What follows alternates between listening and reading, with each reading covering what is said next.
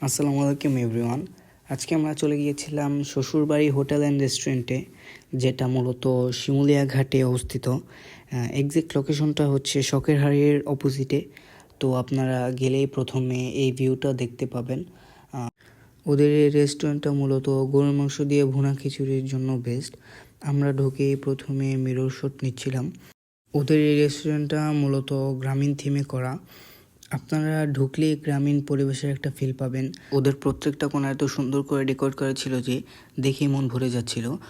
ওদের প্রত্যেকটা কোণার এত গোছানো, এত অ্যাস্থেটিকভাবে ডেকোরেশন করা ছিল যে দেখেই মনটা ভরে যাচ্ছিল। ওদের খাবারের কোয়ালিটি প্রাইস হিসেবে সন্তোষজনক ছিল। ওরা খিচুড়ির সাথে সালাদ আর জলপাইয়ের আচার সার্ভ করেছিল। যদিও আমি জলপাইয়ের আচারটা স্কিপ করেছি, তাই আনফর্চুনেটলি ওটার ক্লিপ নেওয়া হয় নাই। খিচুড়ির দাম ছিল প্রতি প্লেট 160 টাকা, যেটা টেস্ট হিসেবে আমার কাছে খুবই রিজনেবল প্রাইস মনে হয়েছে। তো এই উইন্টারে সুন্দর সময় উপভোগ করার জন্য এই প্লেসটা আপনারা লিস্টে রাখতে পারেন।